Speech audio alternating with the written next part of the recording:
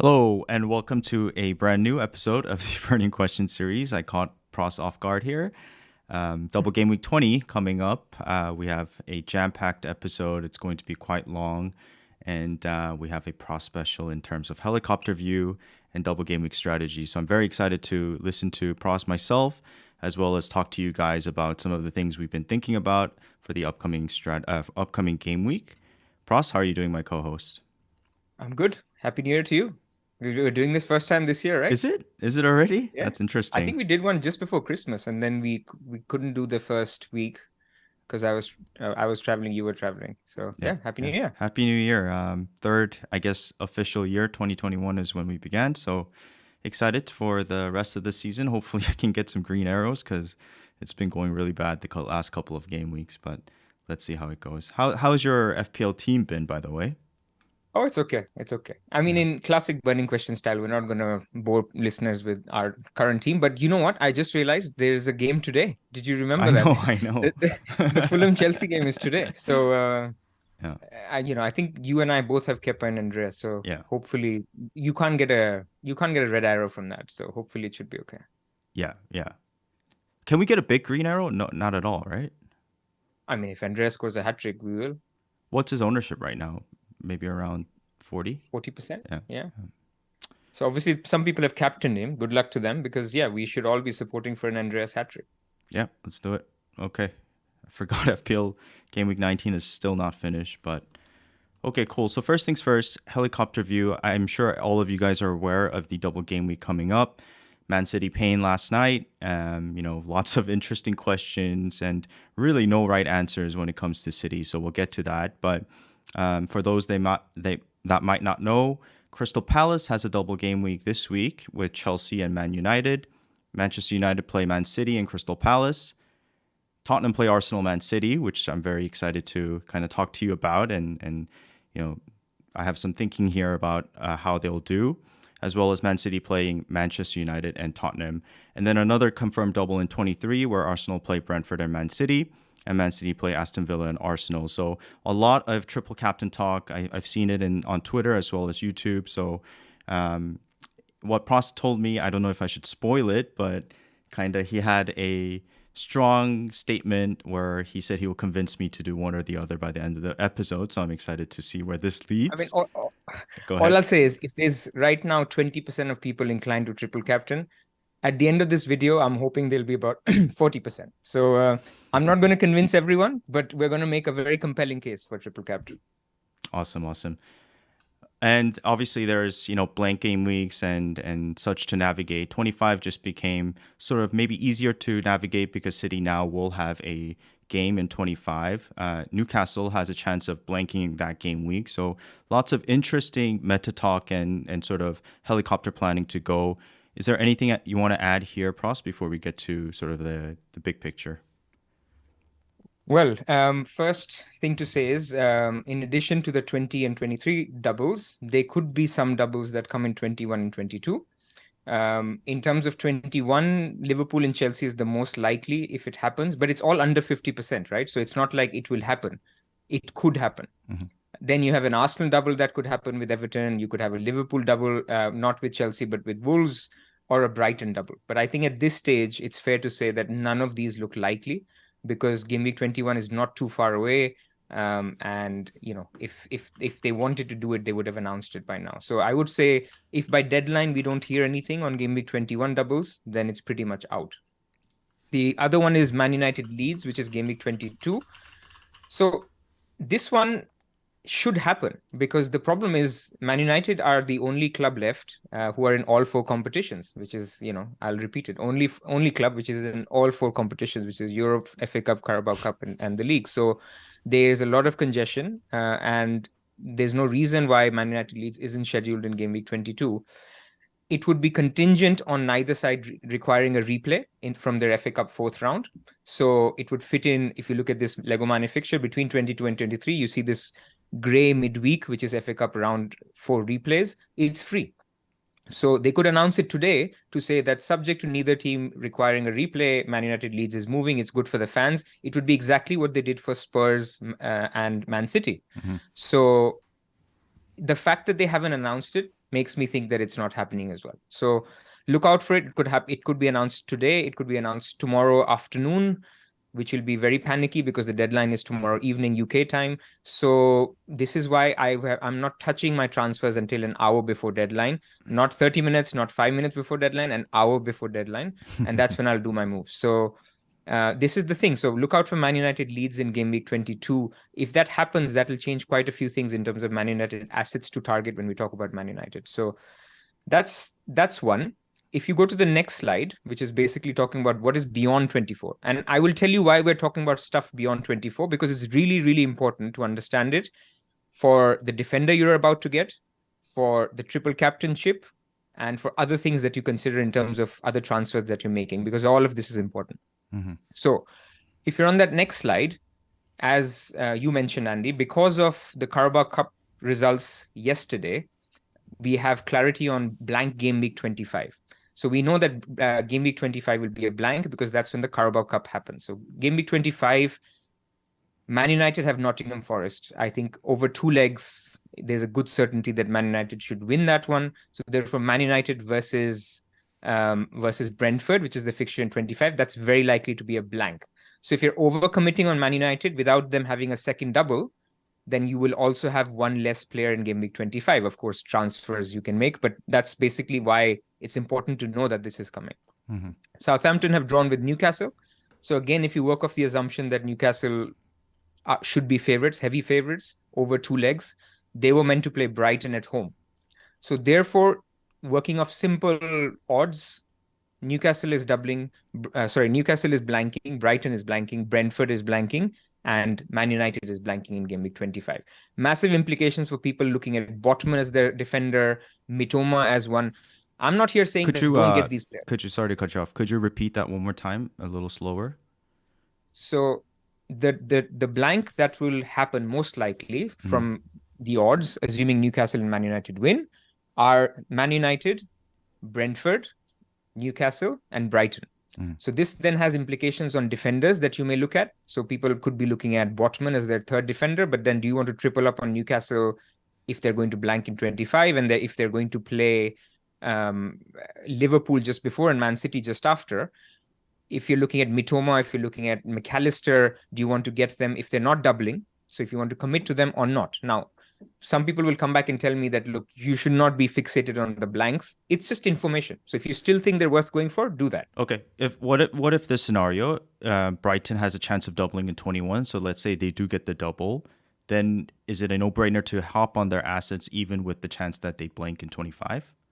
That will be a dilemma, and that's the dilemma we have with Man United right now. You know that Man United has a double now. One of them is a difficult one with Man City. They go right into, after that, into Arsenal.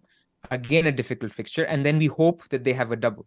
This is why I'm saying if by deadline we don't know that the Leeds double is happening, then I'm careful. I don't want to overcommit on Man United because then they will blank as well.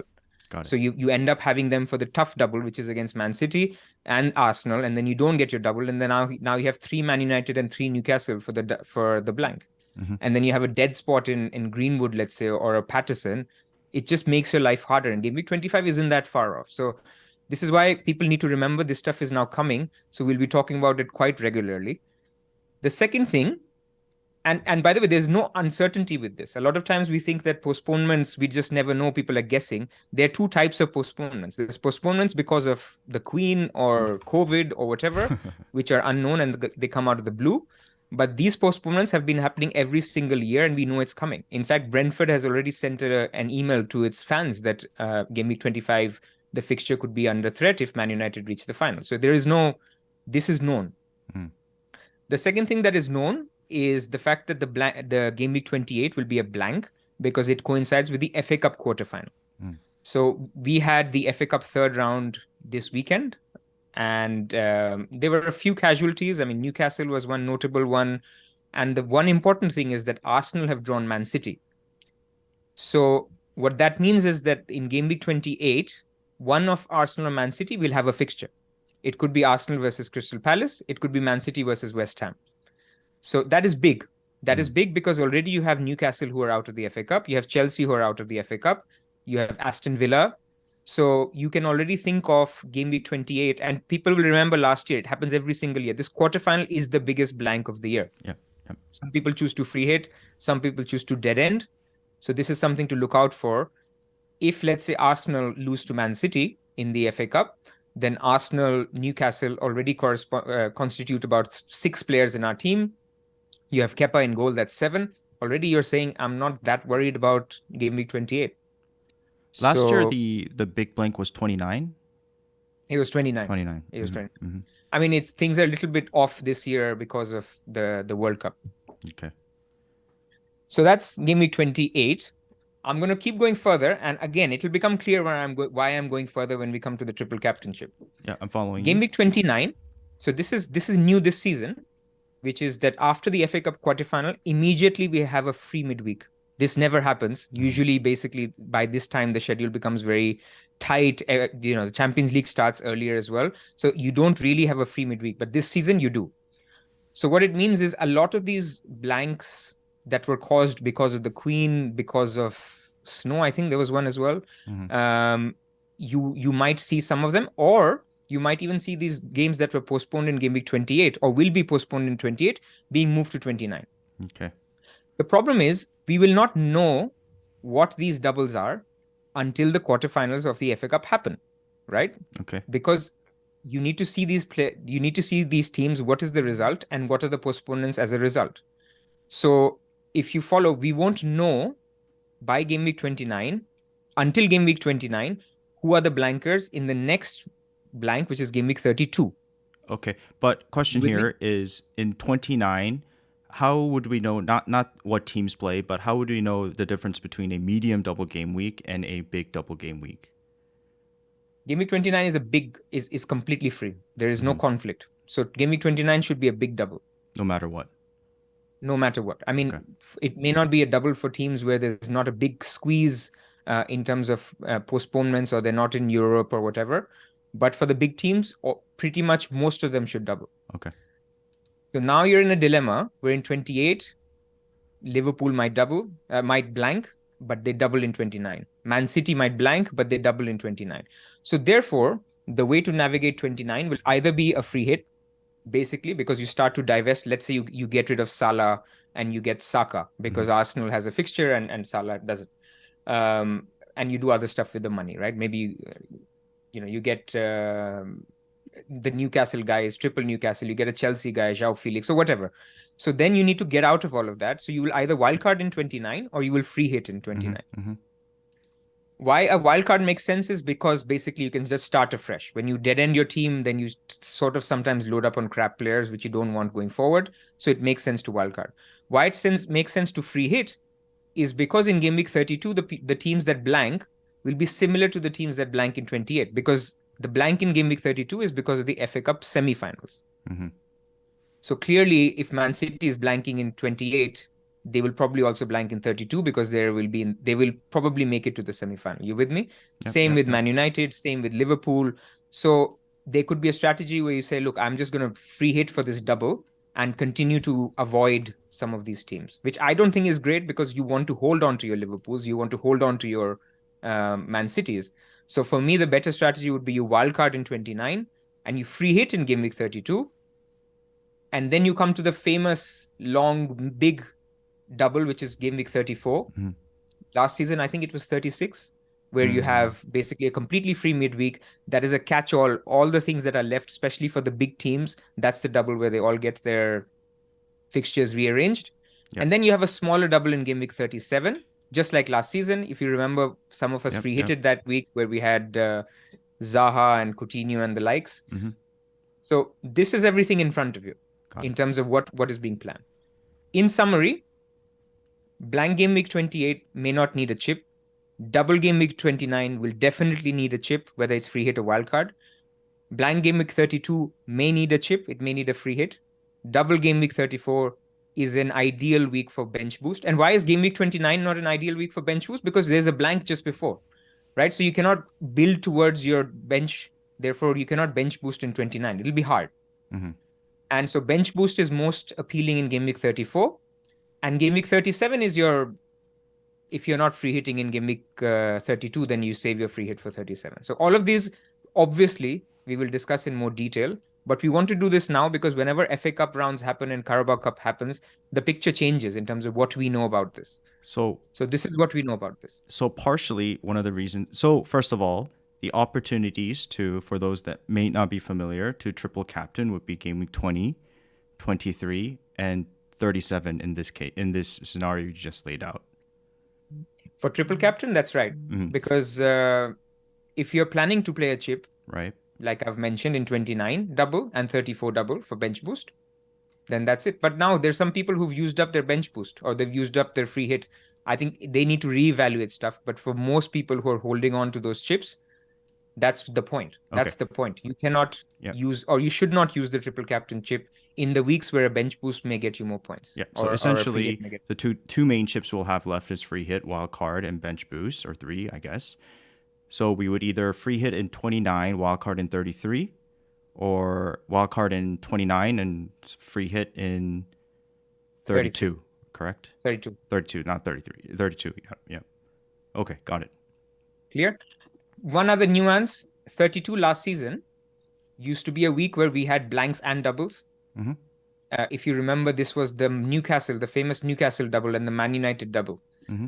It was in 33. This season, you won't have blanks and doubles because actually there's no midweek, so it will only be blanks. So therefore, actually 32 will be a little bit difficult, but it will also be easy to plan. Because like I said, by the time you wildcard in game week 29, you will have full clarity about game week 32 because you know which teams are through to the semi-final. Okay, cool. So this is why this is all we'll say right now. I know some people will sort of really be appalled why we're talking about 29, 32 or 34, 37. It will be clear when we get into a deep dive of the triple captain discussion. Okay, awesome. So shall we do that? Actually, one last point. Mm-hmm. In terms of now looking at players, why I talked about Brighton as a team that becomes a little bit of an avoid is because Brighton will blank most likely in 25, as I mentioned. And they will also most likely blank in 28 because they were meant to play Man United.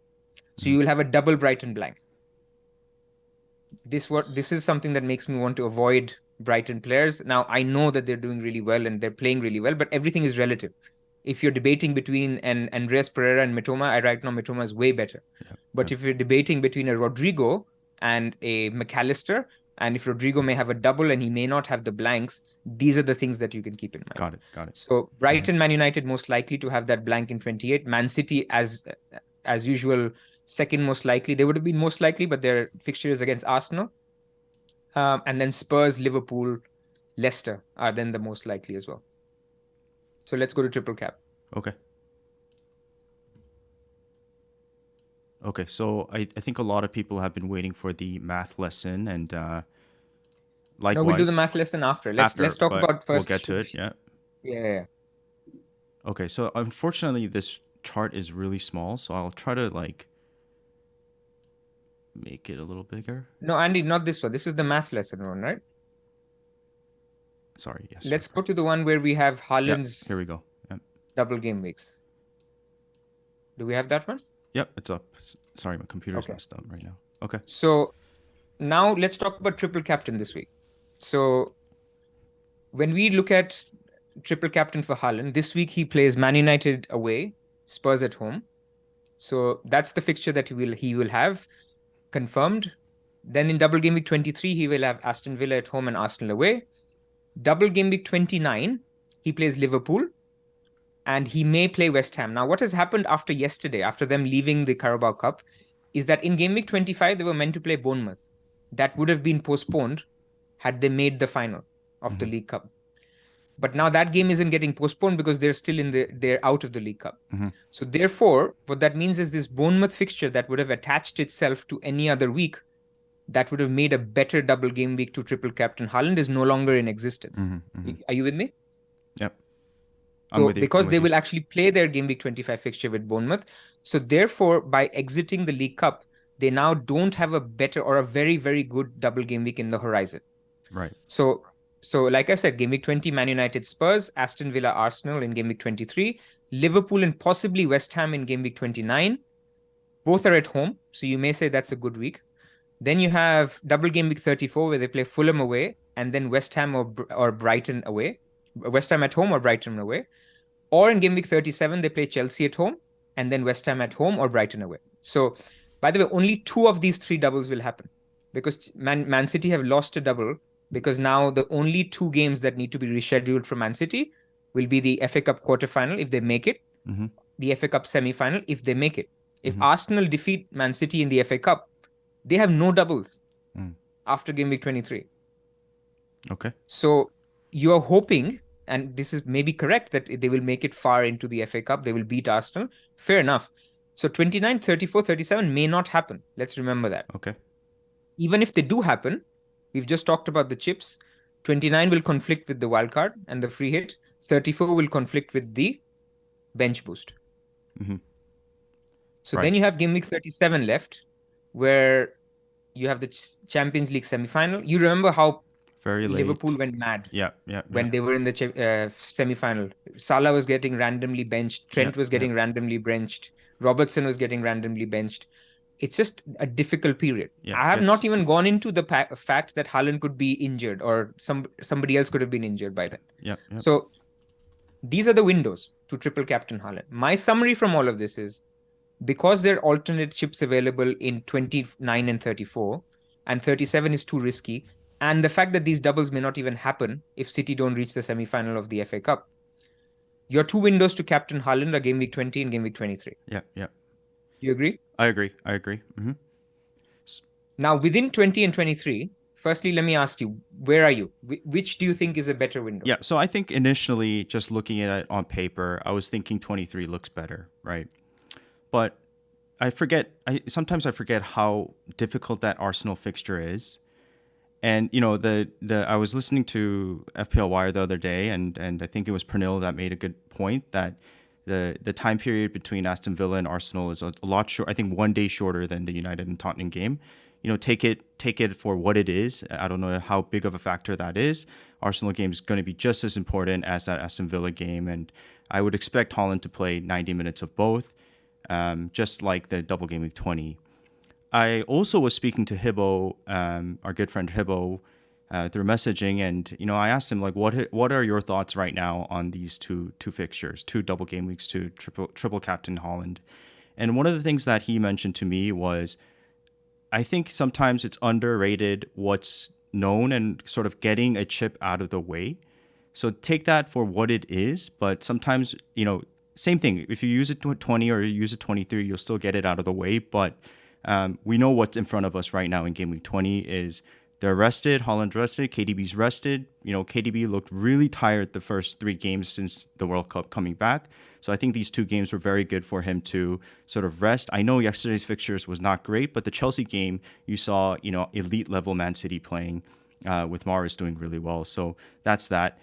I also looked into sort of expected points on a couple different models of comparing 20 and 23. It's very similar, and some of them actually have 20 a little bit higher. So the Tottenham game is always sort of a, very counter-attacking, high-paced, lots of goals involved. And so I could see some goals. Maybe defensively, these games are not great, but I do think there's going to be a lot of goals between the United and Tottenham games. So I like 20 as a triple captaincy option. I also think 23 is a fine opportunity to triple captain, but you just don't know what's going to happen between 20 to 23. So in that case, Hibbo's statement of play what's in front of you might make sense and just go for the triple captain this game week. So I'm sort of leaning at maybe 6-4 to game week 20 right now. Okay. Yep, I agree with you. So let me give some more data points between 20 and 23. So what has changed after yesterday? So some pros for 23. What has changed after yesterday is, because they're out of the Carabao Cup, we don't need to go back to it, but between game week 21 and 22, again, you have a similar period where you have Carabao Cup semi-final, you have the FA Cup round 4, and then you have game week 22. So if Man City was still in the semi-final, this would have been a very busy period. Whether that means Haaland would have got minutes or KDB would have got minutes is another question, but it would have been just a busy period. But now, after game week 21, they have a free midweek, then they play Arsenal, free midweek, and then they play Tottenham. And then they start the double game week after playing the FA Cup 5th round. So assuming they beat Arsenal, they'll play the 5th round. So yes, the actual double is in between a very busy period. So the period will be actually game week 22, which is on 4th of Feb. They play Spurs away. Then they play the FA Cup 5th round, again, assuming they beat Arsenal. Then they play Villa. Then they play Arsenal, all within 2 weeks. Mm-hmm. Then within a week, they play Nottingham Forest, and then they play RB Leipzig, which is their first Champions leg League. of their Champions Yeah. League, round 16. So we are crystal gazing right now, but I would think that the rest comes against Nottingham Forest, which is just before RB Leipzig, not against Arsenal, not against Villa. And there will be a rest in the FA Cup 5th round for, let's say, a Haaland instead Alvarez will play. So I think going by the fact that they're out of the Carabao and it's not completely loaded leading up to that period, that I think it's fair to think that Haaland will start all 4 games. Mm-hmm. Now, some other data points. Now, this game week, City play the early kickoff on Saturday, and then their next game is Thursday night, which is like a huge turnaround. Like, four full days in the middle. On game week 23, they play on a Sunday, and then they play on a Wednesday. Yeah.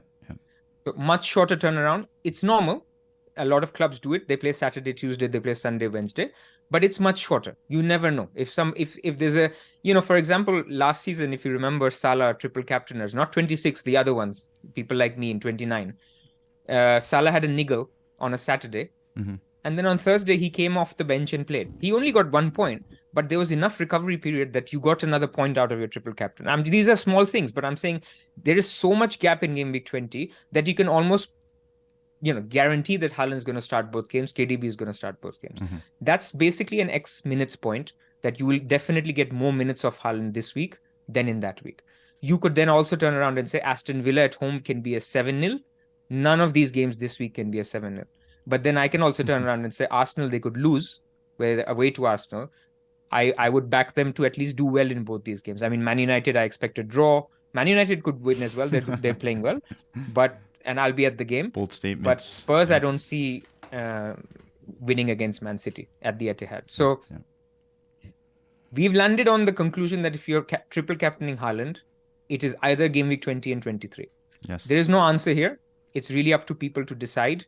I'm also of the Hibbo's camp, and usually we're always on the same wavelength, is right now Haaland is fit. You don't know if Haaland will be fit in 23. You don't know there's other problems. But right now, that Man City aren't clicking as much, although I also want to sort of stress that they just smashed Chelsea 4-0. Yeah, exactly. Mm-hmm. And the team that played yesterday wasn't their first team. Yeah.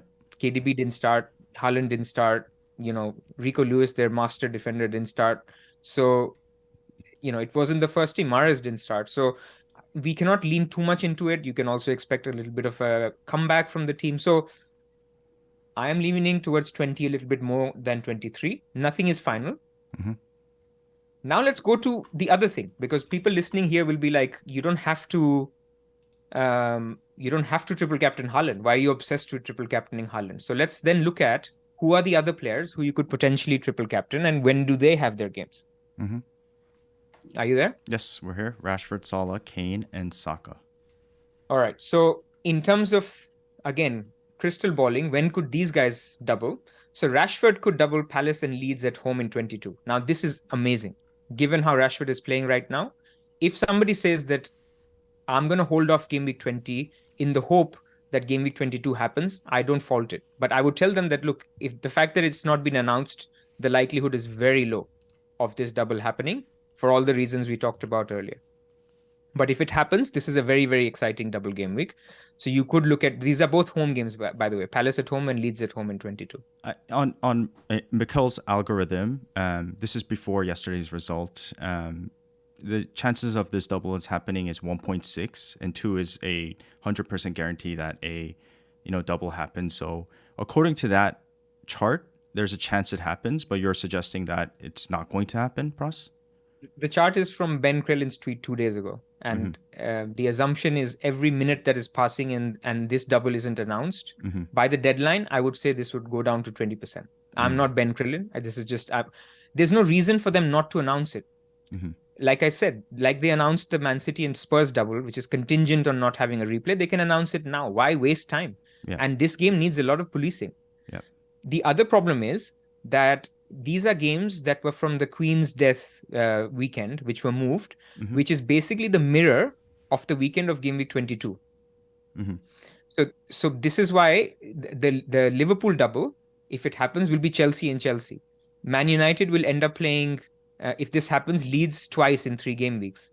Man City are right now playing Spurs twice in 3 game weeks. So this is why it's happening. All the rearrangements are happening, are coinciding with this mirror game week.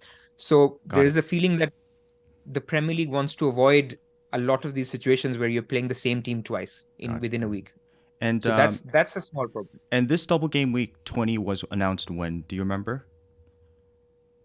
Well before. Game week 17, 18? Yeah. Yeah. Okay.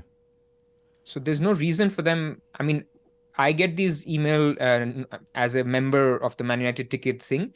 There was an apology email that, we're sorry that this double game week has to go in. And I'm talking about this one. The Man City and Palace, the one that is happening now, that we apologize that this is coming now. We will try to do better. This was the language. So if you know this, and if you're looking to put Leeds in game week 22, you would rather send an email now and say, just, look out for it. So I don't get why. I would say if you don't know by deadline, assume it's not happening. Got it. But if it does, that's a very enticing double for Rashford. And that's one that I would say is triple captain worthy. Agreed. But then in game week 29, he has Newcastle away, which already turns me off. But then he could play Leeds at home, Brentford at home, or Brighton away. So it's decent, but it conflicts with, as we said, the free hit or the wild card. Then you have Salah. Salah could have a double in the middle. So I know we didn't talk about 26 as a window. And usually it doesn't happen between 25 and 28. You usually don't get any doubles because that's when Champions League is happening. But as you know, in Champions League, sometimes, well, every time, 2 of the 4 teams play one midweek and the 2 of the 4 teams play another midweek. So game week 25 is the week when game week 26 is the week when Liverpool don't have a Champions League game. So there is a feeling that they could have a rescheduled fixture then if it is not rescheduled in 21. Because they may run out of midweeks as well if they go far in Champions League, if they go far in FA Cup. Again, low likelihood, but it would be Man United at home and either Chelsea away or Wolves at home. Are these any... So let's say it happens that he plays Man United at home and Wolves at home. You think he has a better potential than Haaland in game week 20? Sorry, I blanked. Could you say that one more time? If Salah in game week 26 has a double of Man United at home and Wolves at home, is he a better triple captain candidate than Haaland in game week 20 or 23? Either. Comparing to either. I would still prefer Haaland over Salah in that 26 fixture. You would prefer him to Haaland? I would prefer Haaland over Salah. Okay. So that's my thinking as well. But if people felt that this is close, another reason for you to hold off on game week 20 triple captain Haaland, because you may find out by game week 23 triple captain Haaland that I want to triple captain Salah in Man United and Wolves. Now, again, I caution, if Liverpool get Chelsea away, then maybe it's not that great, right? So you don't know what's coming. The logic with going for 20 is you take what you get in front of you. Yeah, and you now, just don't let's know. Go quicker. You also just don't know if Salah's going to get it back together by then either. I mean, you say that, but Salah's actually doing fine. He's just not doing as fine in only FPL or Premier League. But if you look at his overall goals, he's actually doing pretty well this season. Yeah, but you're comparing Salah to a Haaland. He's not doing the Haaland. Different league. He's not being a Haaland. But he does get 1 extra point for a goal. He theoretically gets a point for a clean sheet. But yes, I hear you. Got it. Then you have Salah's potential doubles. Now, the problem is that Man City play Liverpool and Man United play Newcastle in 29. So none of these teams have a good double in 29. Spurs play Liverpool in 34. So that makes their double in 34 also not great. And then Man City play Chelsea in 37. So these are weeks where you wouldn't really want to triple captain, or it would be similar to them doing it in 20 in the first place. So there is no exciting double that is coming. For the Salah one, there's only one that also stands out, is game week 37, where he plays Villa and then either Nottingham Forest or Fulham. This would be a good one. But you would have to know today that Liverpool have to reach this FA Cup semi-final, which is impossible. They could draw Man City, they could draw Man United or anyone, or they could just put out the kids and just lose. So how do you know that they will even have this double in the first place? So that's one to think about. Then let's go to Kane. Kane's most exciting one that I could see is basically game week 29, which is Everton and Southampton away. Both of them, I think, are good. They're away from home, but still good. But as we said, it conflicts with the free hit or the wild card. And then the 34 double for Kane comes with Liverpool, as I said, and the 37 double is Brentford at home and Southampton away or Newcastle away. So again, potentially good, but you're banking on Spurs reaching the FA Cup semi-final, which you can't do. And then the last one is Saka, game week 29. This is actually very good. Yeah, it's Leeds at home and Everton at home. The problem with this one is that you have to assume that they will beat Man City in the FA Cup, which is not an easy assumption. Okay.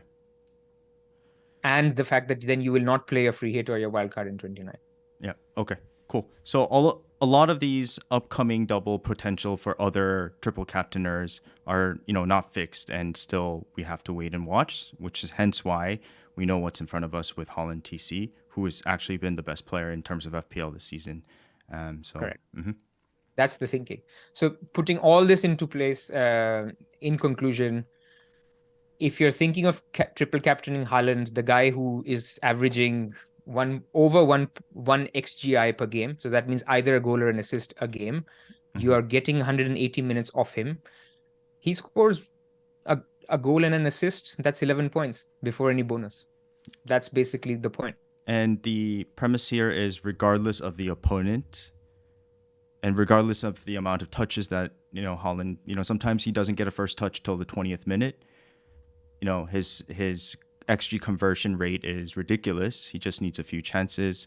And for sure, against these top sides, they're going to be all out attacking and playing at a high extreme level. So I could see a lot of goals for Man City in these next two games, even against your beloved United, to be honest. Yeah. I mean, a lot. They had 0 shots on goal. Again, it was the second team, but yesterday they had 0 shots on target. So there is a concern. But you're trying to say that there will be a concern at every point.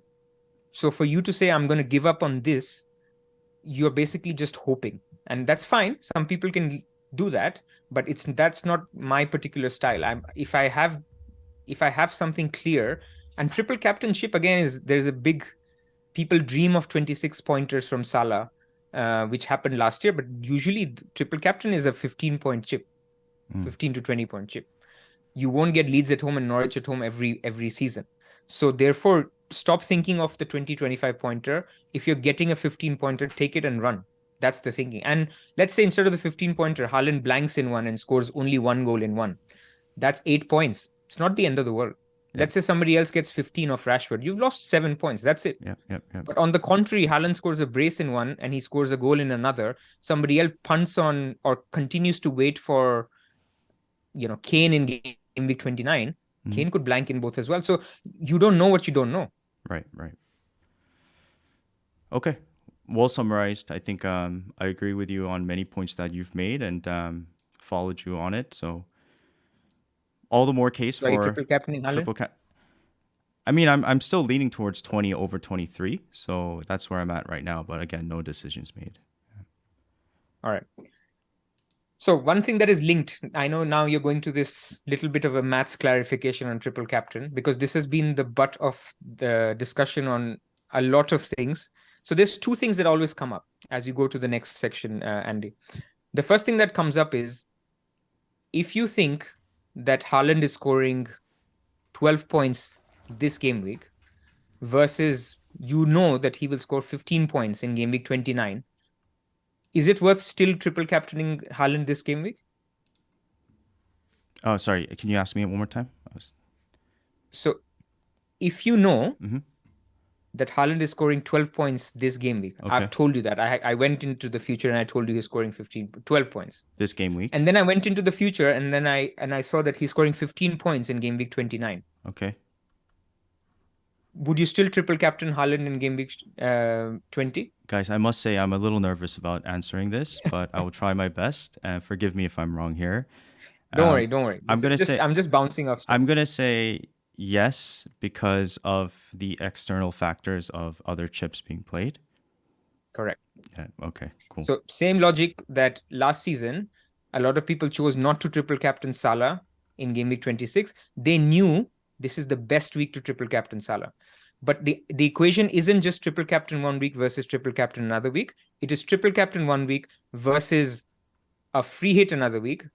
Plus. Triple captain 1 week and free hit 1 week versus triple captain another week and free hit another week. So if I'm expecting Haaland to score whatever my example was, 12 points this week and 15 points the week after, but because my free hit can outscore my other free hit if I don't play in 29 by more than 5 points, I should still play the triple captain now. You see where I'm going? Okay. Yeah. So the black and white answer is who do you predict to get more points in terms of your triple captain option, whether it be this week, and we don't know actually how many points they're going to get, versus 29. However, one of the key factors that you're mentioning that comes with this is how you play the other chips and how that can affect the points total net difference between the two cases. The total. Because at the end of the season, nobody cares when you played your chips. It's the total points you accumulate out of all the things. So therefore, back to why not to play it in game week 29, even if you thought that the fixtures in game week 29 were easier. Right. Okay. Right? Shall we go to the next one, which is the Kane example, right? Yeah, I'm already there. Okay. So this one comes up a lot where people say, instead of triple captaining Haaland, who's going to be 290% owned or EO, I'm going to triple captain Kane, who's going to be 30% EO. And even if Kane scores 15 and Haaland scores 20, I will still win. Mm-hmm. And this causes a lot of confusion because, yeah, I mean, it makes sense. You have 30% and you get all these 15 points, and on 290%, you only get 20 points, but then everybody else gets it. So theoretically, you should win, right? You should triple captain Kane in game week in that scenario.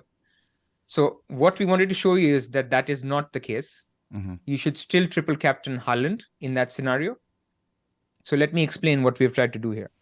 Okay. Let's imagine you're playing a season of 2 game weeks, game week 1, game week 2. Okay. And you're playing with 9 other friends. So there's 10 of you, right? So all of you have the same team.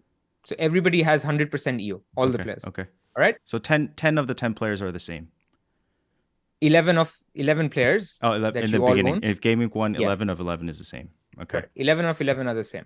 To keep things simple from an EO perspective. Okay. So every player is owned 100%. All your friends triple captain Haaland in game week 1. Okay. All right. Now you say I don't want to do that. I'll never make my gains. So you don't triple captain Haaland in game week 1. Okay. Haaland scores 20 points. So you get 40 in this table. Mm-hmm. Your friends get 60. Correct? Mm-hmm. In the next game week, all of your friends keep the team the same. You go Haaland to Kane and you triple captain him. Okay. Right? Okay. You score 45 points because Kane scored 15. Haaland got it 0. He actually came on as a sub and he got a yellow card. Mm-hmm. So you made up 45 points on your team at 30% EO. So you're winning. Okay. So the total here is you got 40 in the first week, 45 in the second week. Your friends got 60. You've won. Okay. So you got 85 points. Your friends got 60. This is exactly the point people try to make on Twitter, mm-hmm. that I'm going to triple captain a low EO player. Okay. So I'm taking their side right now. Mm-hmm. I'm saying it makes sense to triple captain a low EO player. But now I'm going to try to explain to them that it's not because of your triple captain, it's because of your captain. Mm-hmm. So let's go to the second column. Okay. Right? Let's go to the column where you basically did the same thing, but you did not triple captain Kane, you triple captained Haaland. So what happened was, again, going back to the scenario, game week 1, all of you triple captained Haaland. So you got 60, your friends got 60, right? Mm-hmm. Then you moved to Kane and you captained Kane.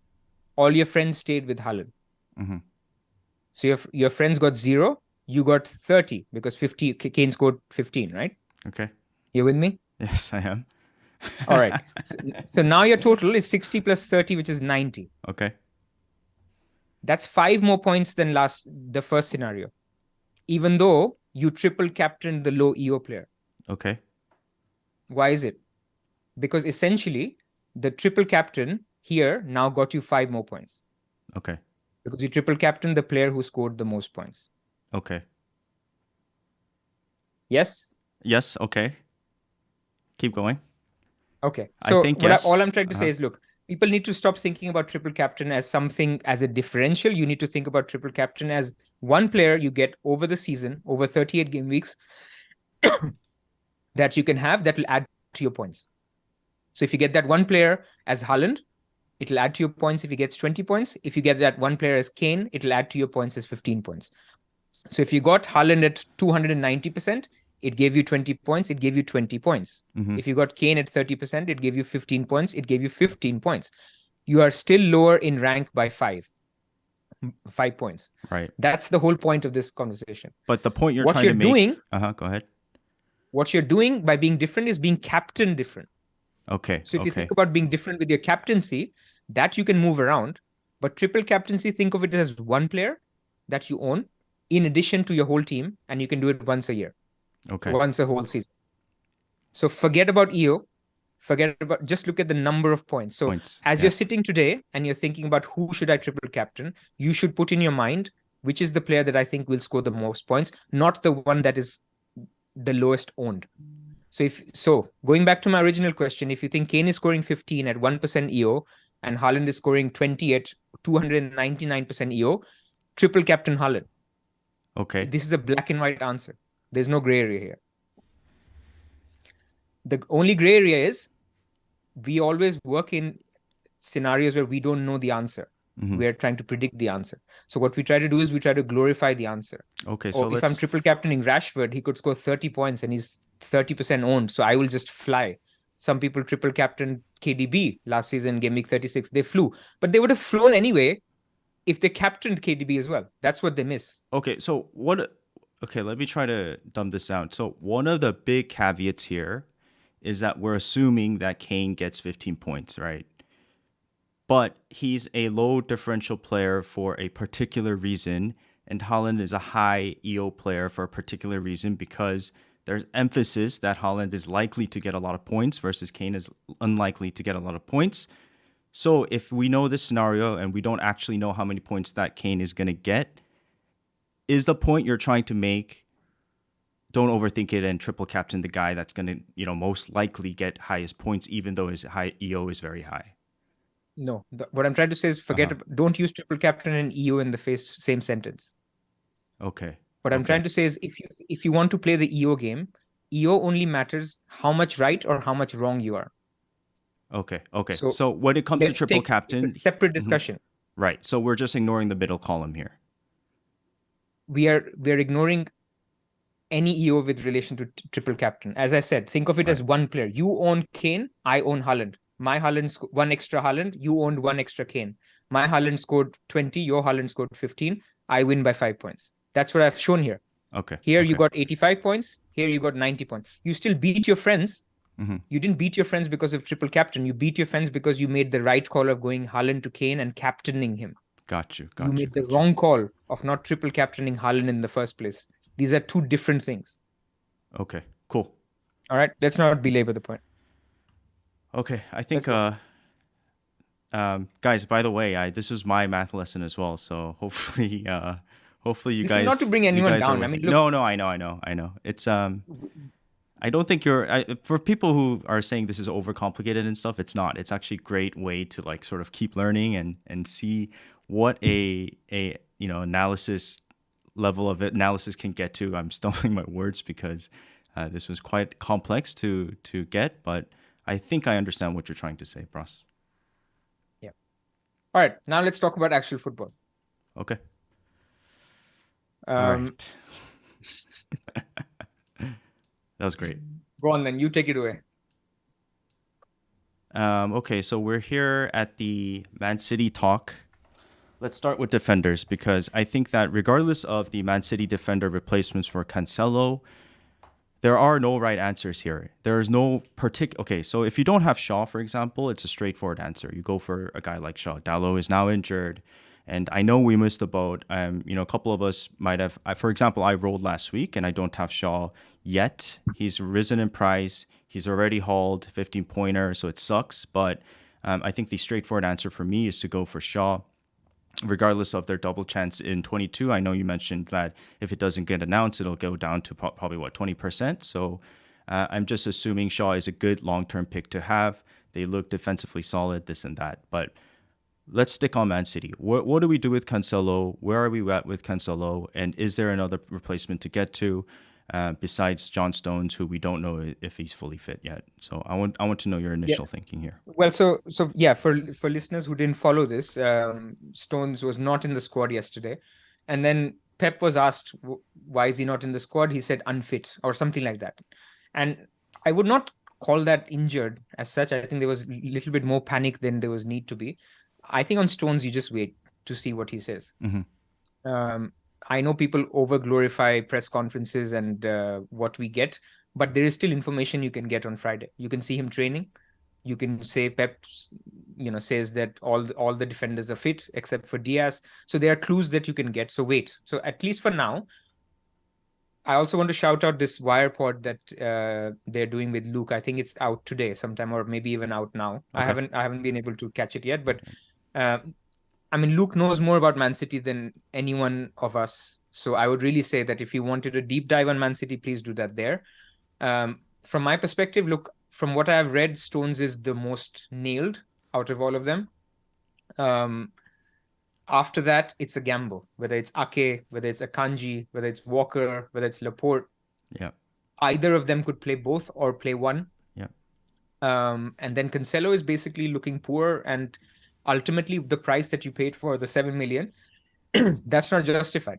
Yeah. So my question is, people who have Cancelo like you and me, you can just say that, look, I'm going to ride it out. It's not worth a hit to take Cancelo to Stones or to somebody else.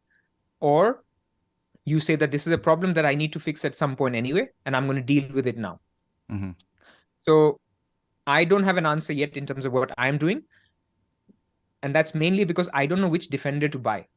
So what if you don't have Shaw... What if you reverse the question and said, I need funds to create a upgrade elsewhere that I really want, for example, someone like Kane. Does that make you, no matter what you do, who you decide, because there's no right answer here for which defender you go to, still make that move before you pick the defender you want? Well, that helps. So I think that will help the hit because you're getting Kane.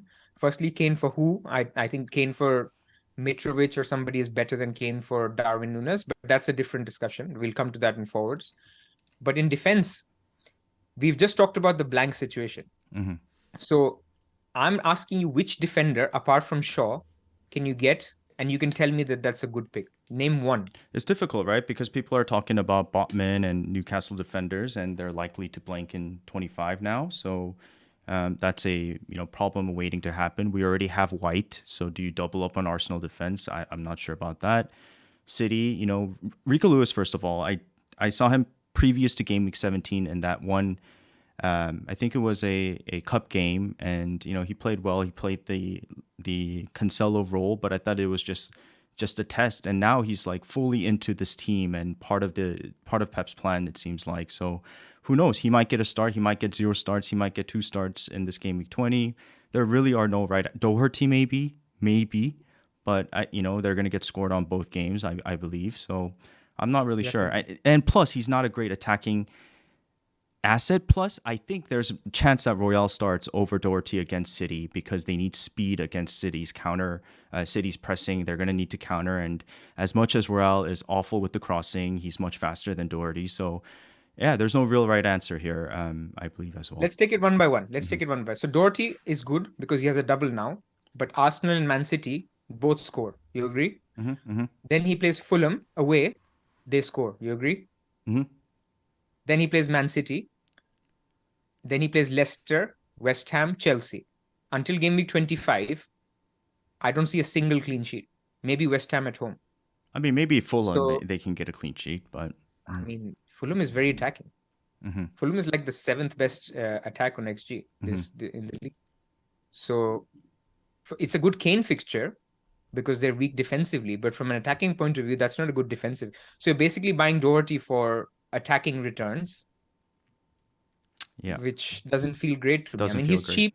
Yeah. And I mean, a lot of us owned Doherty before the break. And the guy played 2 times, got a nice hug, and then he never played again. Yeah, it's a punt. It feels a little bit difficult.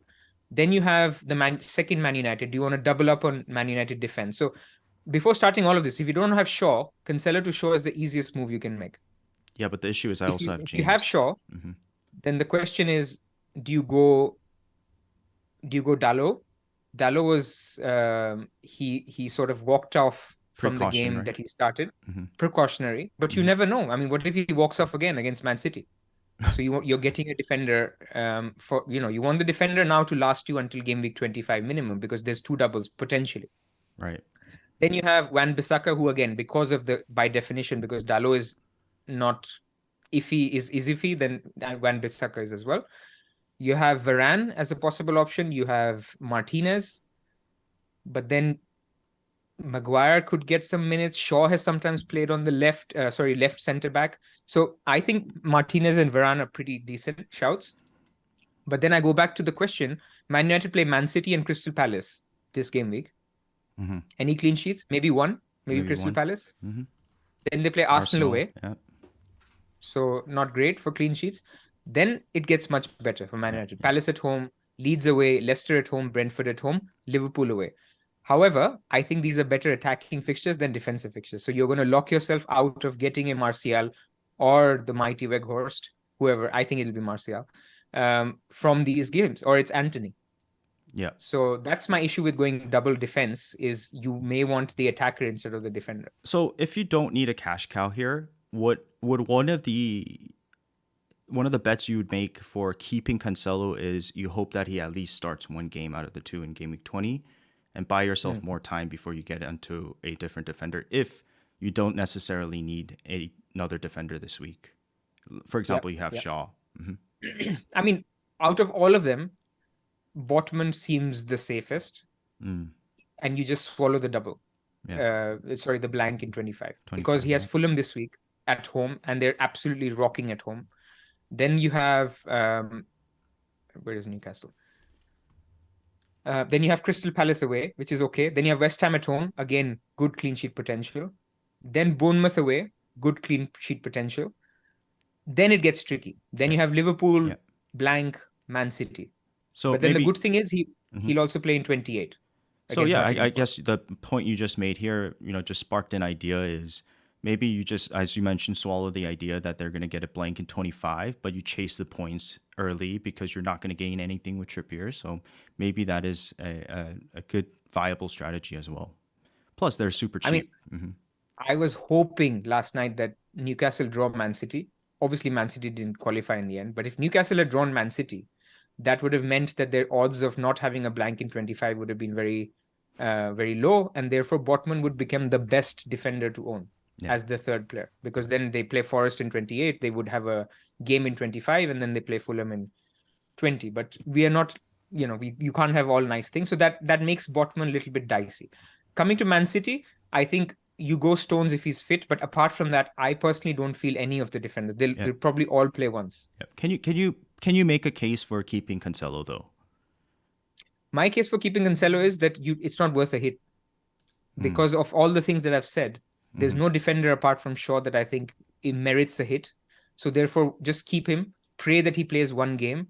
And if that game is against Spurs, then that's the game that you want anyway. Because out of the two games, if I was to predict now which game would they keep a clean sheet, it probably is the Spurs game rather than the Man United game. I know people buying Kane won't like the answer, but we're in terms of probability because one is home versus one is away. So you just hope for the best. It's not worth a hit. And then maybe you get lucky. A double game week is announced for Liverpool and you get on Trent. So that's the case for keeping Cancelo. You have the money there. You've not spent it in buying Kane or upgrading to someone else. And that's a slot that helps you. Or you deal with the problem next week. Yeah. The problem is Man City right now is such an important team to have because not only do they double twice, they also don't blank in 25. So you need to get the right player. So a lot of people are looking at Rico Lewis, for example. Rico Lewis might get you one clean sheet this double. He may play one game. I don't know about clean sheet, but he might get one start. He may even get two starts. Yeah. But can you say that's the asset you want to own in game week 23 double? I have no idea. Maybe Cancelo's back by then. Maybe they change the way they're playing. Can you tell me that he's going to be the guy you can rely on in the blank game week 25 when your Man United and Newcastle players won't be there? You need every player. Yeah. That's my issue with going for a random Man City defender that you're not sure about in terms of starts. So I think It's either Stones or no one. Mm. It's tough, yeah. And And for Stones, you need Ederson, to see the press definitely on. for me, not because sure, he's guaranteed starts, but I don't see many clean sheets coming up, especially with playing Tottenham twice. Maybe clean sheets there, but still, you would reckon that. Actually, the point I'll get to later is the fact that Tottenham likes to play against Man City versus playing against Portsmouth, believe it or not. So, Yeah, yeah. And again, yes, to clarify, I see in the chat, Greg is right. I'm not saying keep Cancelo forever. I'm just saying this week you pray and then you look for better options later. Things will open up when a double might get announced, or after game week 21, the Carabao Cup semi-finals and the round fours, maybe Newcastle lose to Southampton and then you can go for a Botman because he plays in 25. You just don't know. Right now, the guy has a double. He may get one cameo and one start. so I yeah. just take it. So in the LCB position, Laporte and Ake are obviously fighting for that spot. In the right center back position, if Stones is out, Akanji probably locks up that spot, but we just don't know with Stones, right? It might be he misses the first game, comes back the second game. He might, and who knows? They might play Stones plus Akanji as well. So it's a tough one. I think Stones is the most lock, but we just don't know. But let's say in this scenario he comes and Pep says, we'll never hear the right answer, but something along the lines of he's fit. Would you make that move from Cancelo to Stones? Yeah, I think you can. Because the Cancelo to Stones move locks that third spot for long term. This is what I was trying to say. I don't think, because how well Stones has been doing, I don't you can take that punt that he'll be your guy who you can rely on in the second double and in game week 25. How fast football moves and how fast FPL moves. Game week 17, there was no doubt Cancelo, KDB, and Haaland was the locked three City. I felt like this is the advantage I had over Salah captainers or Salah, holders in game week 17. And now come game week 19, I have to deal with a double game weeker that I thought is locked, or game week 20, that now I just don't see him playing, maybe even both. So difficult one. Yeah, and it's a lot of people will come back and say Ake is nailed or Akanji is nailed, but can you really say they're nailed for 23 and 25? That's when I'm trying to buy a defender that I need for those times as well. Otherwise, you'll be doing Akanji to Ake or Akanji to Stones at that point. So what's the point? Just take your 3-4 points from Cancelo now. This is very specific to people who own Cancelo. Yeah, a lot of games and coming up. just deal with it later. Okay, cool. So the overall summary. I want to make this, a case for one other team that no one is talking about. Go ahead. As a cheap defender, and that's Aston Villa. Okay. And the reason is, and I know a lot of people went Dean and weren't happy with that. That's a specific case because he's losing his spot. But Aston Villa in game week 20 play Leeds at home. Mm-hmm. So it would sort of help you in the week where Ben White or any other Arsenal defender has a tough game. Then they play game week 25. They play Everton away, which is nice. And that's confirmed. That will not be postponed. And then in game week 28, which is the big blank, they will play Bournemouth at home, also confirmed. Mm-hmm. So if you wanted just a player who can just come in when you need him just once, and you're happy not to get another doubler, then I think Mr. Mings is not a bad shot. You heard it here first. Also, Frankie asked Ben White if you don't own him. Yeah, I think that's a good move. You could go even Gabriel, who we've kind of emphasized the last few game weeks, has higher goal threat due to his ability to head the ball. So, I think. Yeah, but if you already have Gabriel, then don't go White, because I think you want double Arsenal attack rather than double Arsenal defense. I'm assuming he doesn't have any Arsenal defenders. Sure. Yeah. KDB versus Mahrez. Should we go there? Yep, let's do it. So midfielders. Yeah. Okay, here we go. Go on then. You already own KDB, right? Yeah. But you're tempted by Mahrez? Yeah, I was. I'm very tempted by Mahrez. I have a weird love for Mahrez, and I went for him. I think on my wild carder was a late punt in 34-35 last year, and that was a massive failure. I tweeted something really funny, or not really funny, really something fun I thought the other day, because I just noticed this is glove season for Mahrez, gauntlet season, I would like to say. It's just that kind of iconic trademark that he has. That Chelsea game was so convincing of the quality of footballer Mahrez is, and let's not forget how good Mahrez actually can be when he's on. He's been on since game week 17. He looks good. He seems very nailed. I think it's a great punt for this game week. I'm pretty convinced he gets at least one start, most likely two. But then the issue is, what do you do with him afterwards, and is it something you want to deal with? Plus, you're really, really heavy triple up on City attack, unless you don't have KDB, for example. So it's a difficult one to navigate. One thing I did consider was sort of dropping Cancelo. I also have James, so I dropped both of them cheap, and I would have enough funds to possibly get to Kane or possibly get to Mahrez if I really wanted to, even upgrade someone like Andreas to Mahrez. So I think it'd be fun. I think it'd be a good punt to have, but it's not the most convincing thing, and for right reason. A lot of people have been burnt over the past few years, and for example, this week, Pep. I wouldn't be surprised after Cancelo's performance yesterday if Cancelo starts, this first game week. You just never know with Pep. So the Mars one is difficult, but I like the way he played against Chelsea. Is all I say. He was unplayable that day. Yeah. Look, I think he'll start the Man United game for sure. But the problem is then after that, there's no guarantee. He could have a rubbish 60 minutes, be subbed off, and you don't see him for 2 weeks. Mm-hmm. Or he has a great game and then he continues to be nailed. It's just that you don't know. So my problem with Mahrez is the same one as I have with Akanji and Ake, is that you will get somebody who will probably be decent for this double. But as I said, for Man City, it's so critical that you get their third player right, or you don't go there yet, or you don't take a hit for them yet, because you want them for 23 and 25 as well. So that's my main point with Mahrez, where if you're going there, it's an absolute punt. But then the other side of the coin is, let's say people have Salah, people like me. Okay. And they think that it's a low upside fixture, Spurs and Man United. They will score probably 3 goals over those 2, maybe 4. So KDB is going to get a couple of assists out of those 4. Do I really want to leave Salah? Salah could get a goal in his one game and then you even out, or you lose slightly. But you don't have to spend 2 transfers getting KDB and then Salah back. So therefore, you just go Mahrez as your second City punt. That's the logic that people could have if they have Salah, that Mahrez could make sense. Or people like you, or that I'm also considering, that you go for KDB, but you go for Mahrez as your third option. Yeah. Because you say that I don't really love Man City's defensive fixtures. I have no clue who to get anyway. Whoever I get has low upside. So why don't I go for a third Man City attacker? And the upside is there with Mahrez. So I think I don't hate it for people who go for Mahrez. I think it's a little bit risky. You're risking a lot in terms of him having a bad performance and then you using up more transfers to take him out. But then I think the logic is there. It's not wrong at all. And the table we've got up here since the restart, he's basically matching KDB. Now, this is a very small sample, so please, all the caveats are there.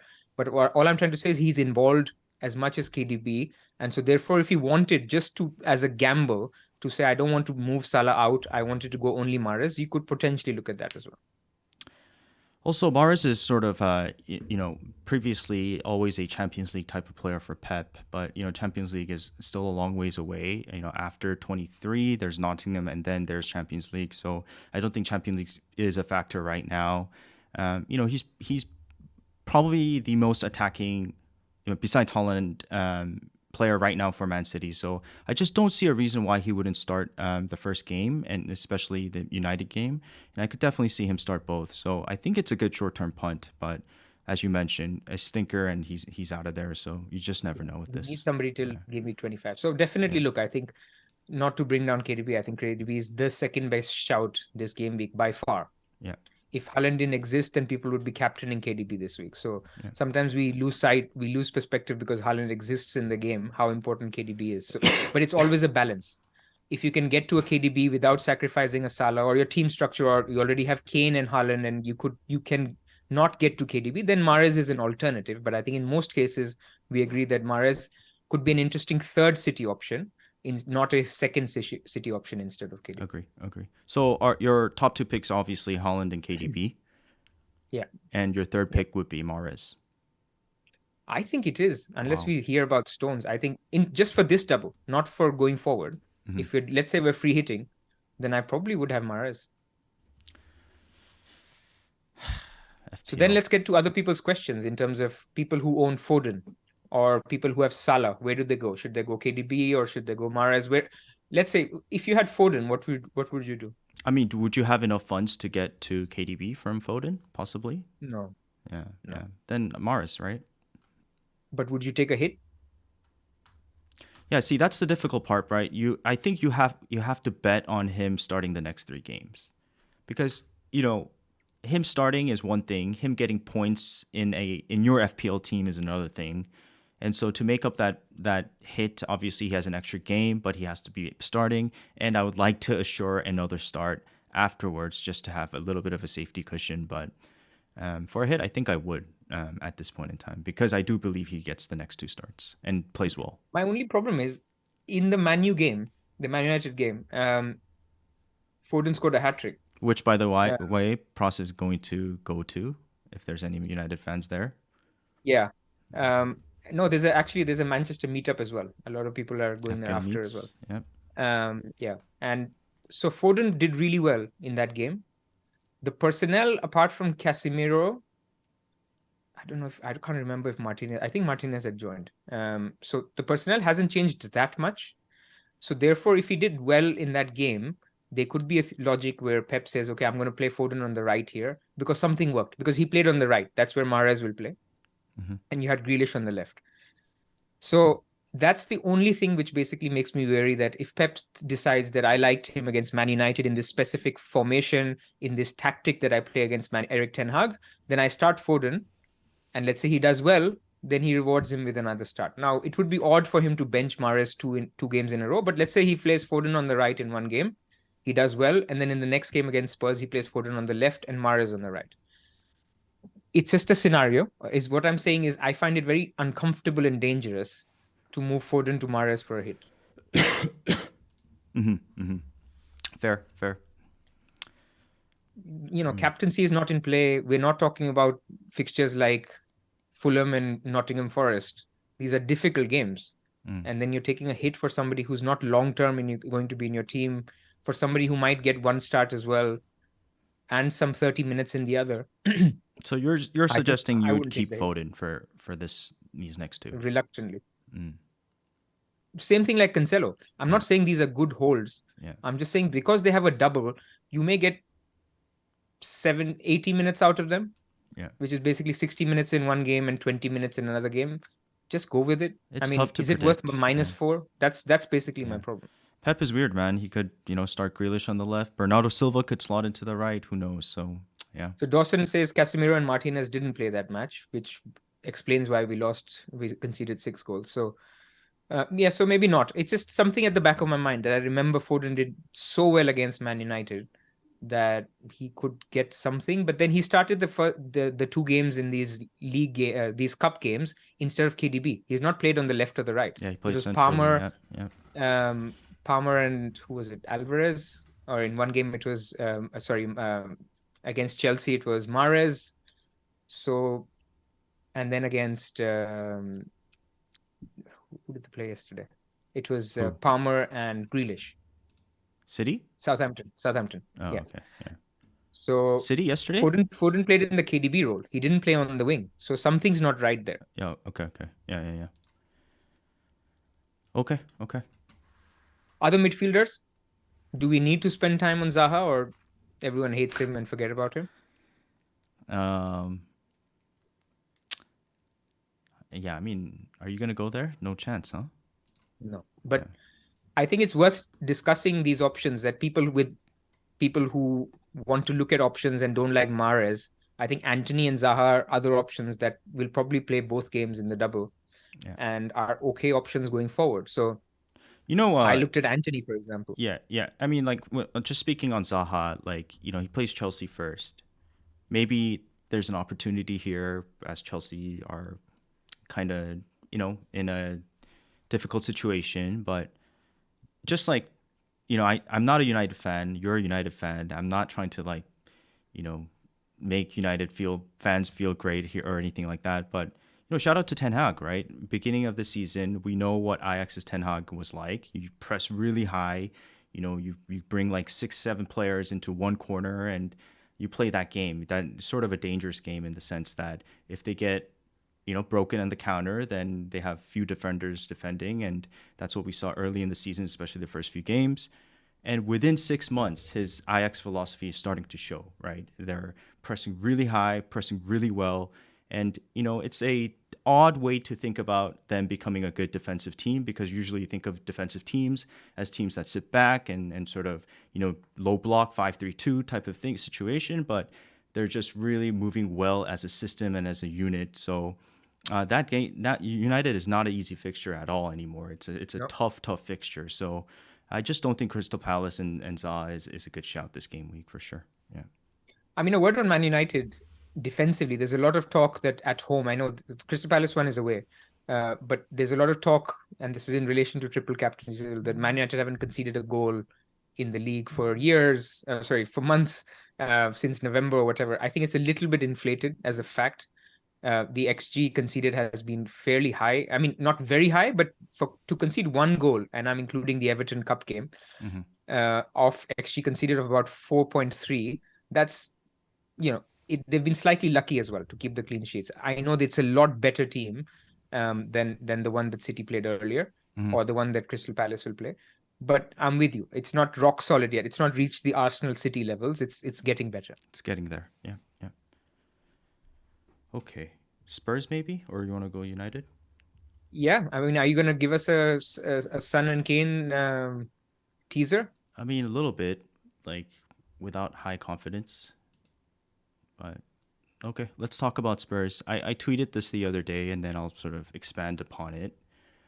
So they've played 4 games. Spurs have played 4 games since the return from the World Cup. And I want to show this possession chart just because it kind of is a good indication of what type of football Conte plays, and the signings he's made over the summer versus the signings that Arsenal made are a clear difference as to the two different types of plays and patterns of plays that these two teams play. So, Brentford tied 2-2, 61% possession that Spurs had. They lost 0-2 against Aston Villa, 60% possession. Won 4-0 against Crystal Palace with 53% possession. Awful first half and a iffy second half, but much better, and got 4 goals in that second half. Portsmouth, 72% possession, but this was one of the most painful games to watch as a Sun fan, because the first half awful again, and 1 goal from Kane, that's sort of a worldie, but he had to drop deep to receive the ball and shoot basically from outside the box. So I think the particular game that I wanted to show was the Spurs versus Crystal Palace game, because first half they had 55% possession, second half they had 51% possession, less possession, yet they managed to score 4 goals in the second half. And also note that Crystal Palace played a bit of a higher line than Brentford and Aston Villa. Interesting to note that against Brentford and Aston Villa, the first 2 games, Kane was playing high centrally like we've seen throughout the season. Son playing very left and sort of on the wings. And playing with Perisic has been a difficult thing for them this year. But I used to think that Sessegnon would be a better match with Son on the left. Now I don't think that anymore. I think it's a system thing. Regardless of whether Sessegnon plays or Perisic plays, Son is just not functioning. And I'm not defending Son either. You owe Perisic an apology then.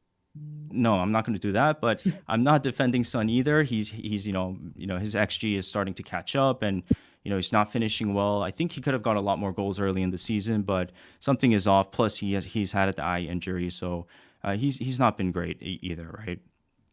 So a very one-dimensional team, this team, right? Counter-attack opportunities, and all they do is cross from, because they don't have an Eriksen, they don't have an Odegaard, they don't have a KDB, they don't have a person they can pass to the half space, and then from the half space, like sort of cross it to the other side, switch plays. They're not puzzling the defense from both ends, so it's just a one-dimensional team in the end, right? So breaking down low blocks has been a big problem for Spurs, which is why we can say that Spurs are not great, but good at counterattacking, and Spurs lack creativity when holding possession. So Spurs against teams that sit back, less counterattacking opportunities. Arsenal and Man City, you would reckon, more counterattacking opportunities. all they need to do is sit back, and as long as they can, have these speedy wingers in Son. I would prefer to see Sessegnon and Royale play in this game, as much as I, dislike Royale as a great person, I'm sure, but as a player, I dislike him. So, but here's a big difference, right? It's Arsenal and Man City versus Crystal Palace. So take it for what it is. But deep diving into sort of the Portsmouth game, this is where Spurs lack, right? Portsmouth played a 5-3-2 essentially, and you can see sort of in these red sort of dots or red circles, there's really little space to sort of exploit that defense. So usually they have to, play to the wing, and then they're just going to play a crossing game. So against Portsmouth's defensive low block here, they had 18 shots and 1 shot on target, which was Kane's goal. And they had like 30 something crosses, which is an absurd amount of crosses. So basically, when you have a creative midfielder, which is why I do not understand why they did not sign Eriksen, they just cannot. It's even these simple like through balls that nobody can do here except Kane. But the problem with Kane dropping deep and Son playing high and affording the space behind the defense is that Son is not a physical player, and Brian Hill is not a physical player. Oliver Skip is not a physical player. You need a body in there to create these spaces for these Son type of players to run into. Richarlison is the exact same type of player as Son. Perisic is a very similar type of player to Son, so there's just no creativity in this team. Versus, you look at United, they played Everton, exact same thing, right? I know Iwobi got injured, and that's when they sort of started breaking down. But the difference here was Eriksen for me because, as well as Bruno, where Eriksen gets the ball in the half space, all the defense and the team is shifted to where Antony and Eriksen is.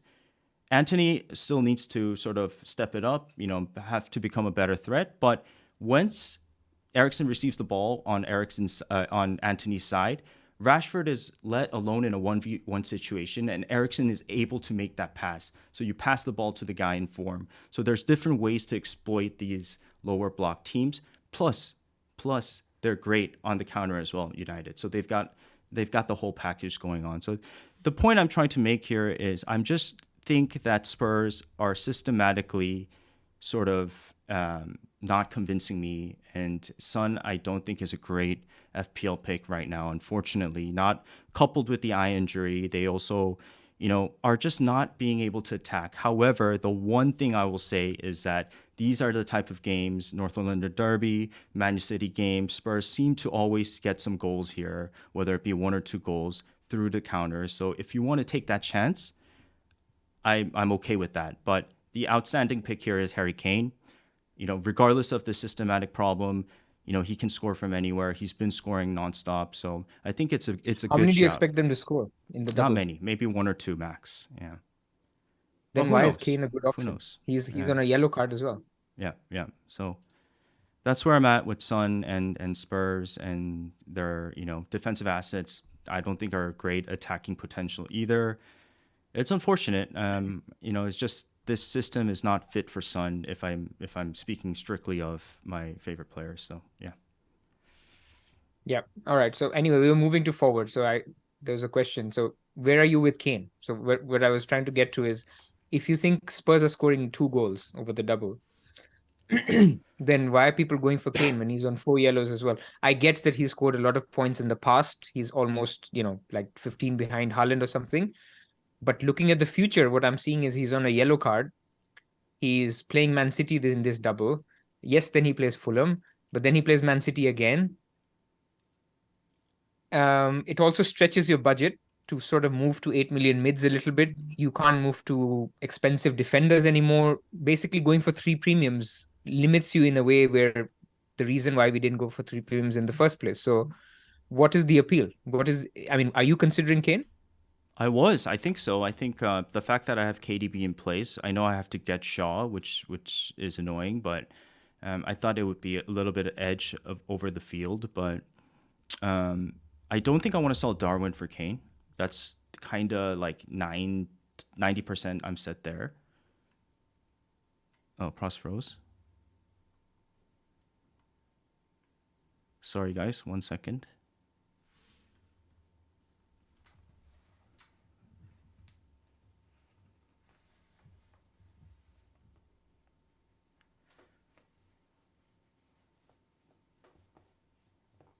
Okay.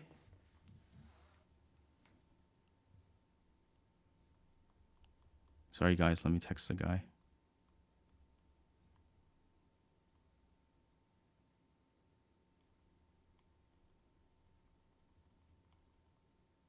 Yes, he's back. Nice. Sorry. No worries. And so I was just saying that I don't think I want to sell Darwin for Kane. I like Darwin Well, still. the chat is going mad because Darwin is not in training apparently and he's out for 3 Oh, no. weeks. So there you go. Shall I ask the question again? Yes, go ahead.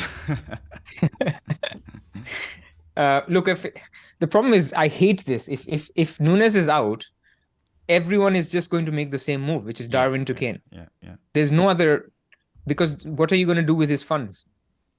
Yeah, I mean, I can get to Kane without even selling Cancelo. So, yeah, from Darwin.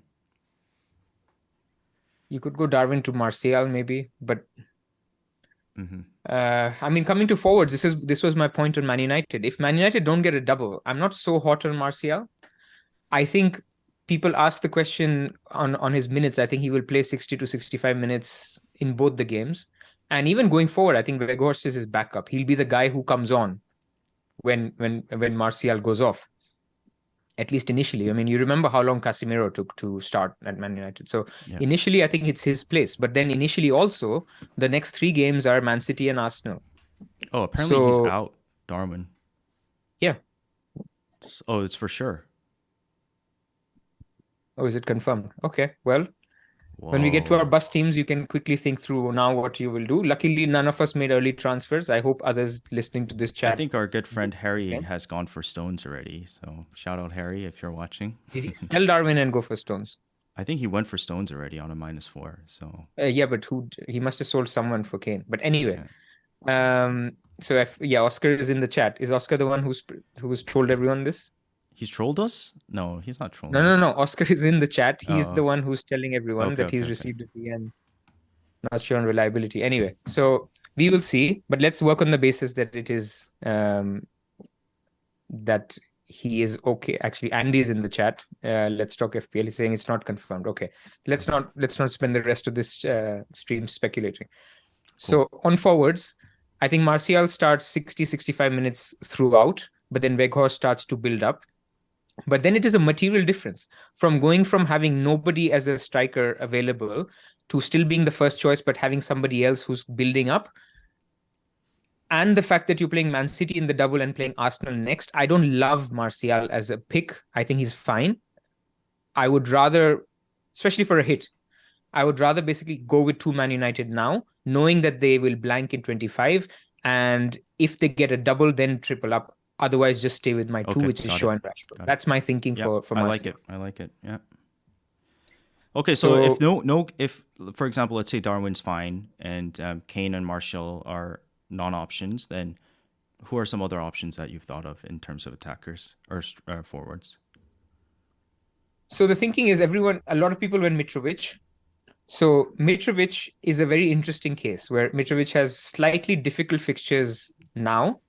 And let me tell you what they are. So he plays this week. He plays he plays Newcastle away, which is a very difficult fixture. It should be a red because Newcastle have been very solid at home. Then he plays Spurs at home. Then he plays Chelsea away.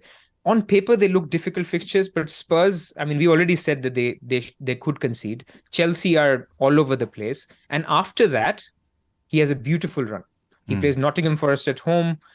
In 23, he plays Brighton away. And then in the very valuable game week 25, he plays Wolves at home.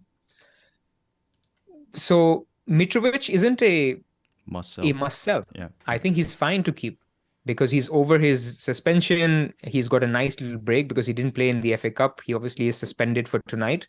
So I would be okay to keep Mitrovic if I had to. And a lot of people will be in this dilemma. Should I do Mitrovic to Martial for a hit?